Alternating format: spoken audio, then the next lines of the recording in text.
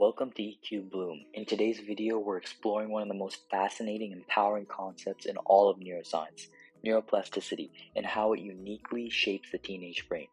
If you've ever felt stuck, impulsive, overwhelmed, or unsure of who you are, this video is for you.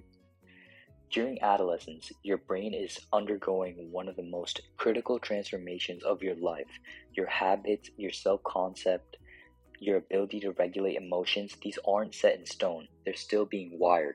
And that means you have incredible power to shape your mind, day by day, choice by choice. Let's start with the basics. Neuroplasticity refers to the brain's lifelong ability to change its structure and function in response to experience.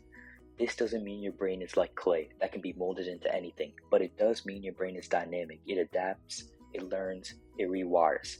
There are two main types.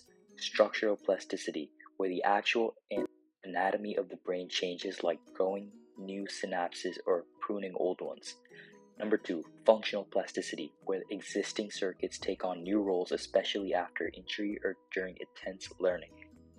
When you learn a skill, practice a behavior repeatedly, or even have an emotionally intense experience, your brain responds by strengthening some neural connections and weakening others. This is often summarized by the phrase, neurons that fire together, wire together.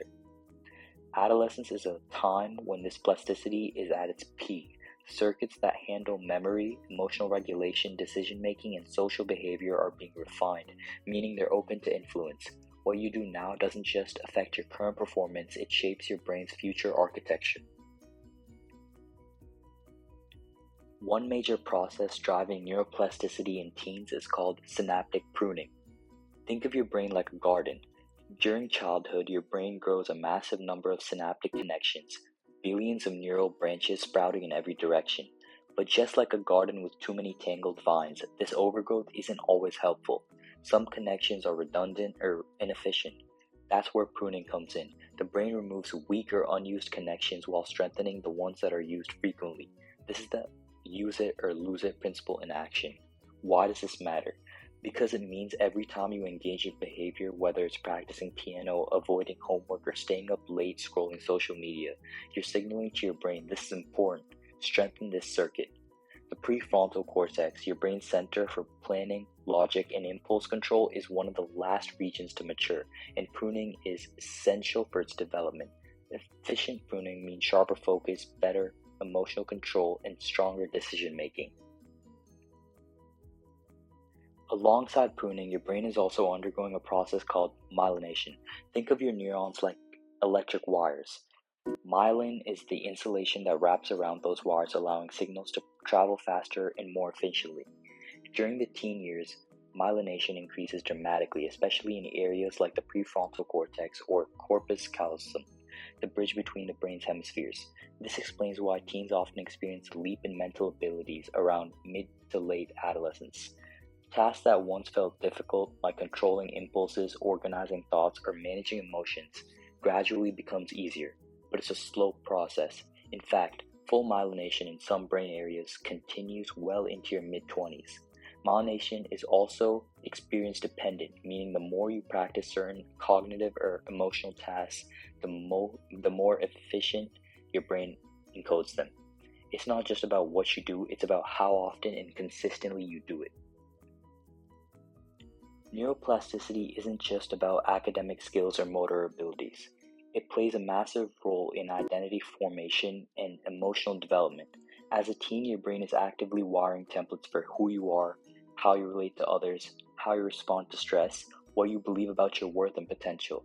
Each of these circuits is being shaped by your experiences, positive, negative, and everything in between. If you're surrounded by supportive friendships, mentors, and safe environments, your emotional circuits wire toward resilience and confidence. If you're exposed to chronic stress or invalidation, your brain may wire toward self-doubt or reactivity. But here's a powerful truth. Because of neuroplasticity, these patterns are not fixed. You're not locked into one version of yourself.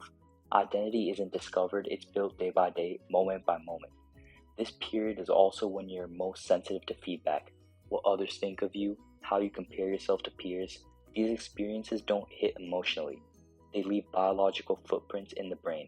That's why emotional regulation and mental health awareness are so critical during these years. So how do you make the most of this window of plasticity? How do you shape your brain intentionally? Let's break it down. Number 1. Habits or neural training routines. Every repeated action, whether it's journaling, stretching, checking your phone, or reacting with anger, carves a path in the brain. The more you repeat it, the smoother and faster that path becomes. Choose habits that reinforce the values and strengths you want to grow. Number 2. Reflection creates insight. When you journal, meditate, or simply pause to ask why you're feeling or reacting a certain way, you activate the prefrontal cortex. This builds emotional regulation circuitry and reduces impulsivity. Number 3. Sleep is essential. Sleep isn't passive. It's when your brain consolidates memory, clears metabolic waste, and strengthens learning pathways. Poor sleep disrupts plasticity and stunts emotional control. Number 4.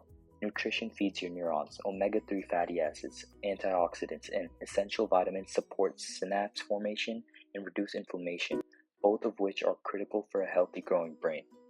Number 5. Movement rewires mood. Exercise boosts BDNF, brain-derived neurotrophic factor, a chemical that supports the growth of new neurons and enhances mood regulation. Number 6. Mindfulness and breathwork reduces stress responses. These practices downregulate the amygdala and allow the rational parts of your brain to take lead more often. The takeaway is you should shape your brain not just with what you learn, but with how you live. Every day your brain is learning how to be you. That may sound poetic, but it's also biologically true. You are not a fixed personality. You're a neural construction in progress.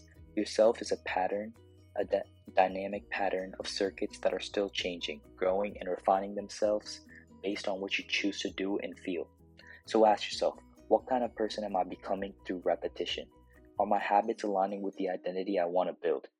Am I challenging myself enough sleep, reflection, challenge, and care to support my brain? If you've ever felt overwhelmed or unsure of who you are, that's not a flaw. That's the raw material of growth. Confusion mistakes learning. That's a scaffolding of identity. At EQBloom, we believe that understanding your brain is a first step toward understanding yourself. Neuroscience isn't just for labs, it's for life. And every insight we share here is designed to empower you with knowledge, compassion, and tools to grow. So if this kind of content resonates with you, subscribe for weekly videos that explore the science of emotion, identity, and healing. Remember, you're not stuck, you're still being shaped. And every day is a chance to rewrite your brain one thought at a time.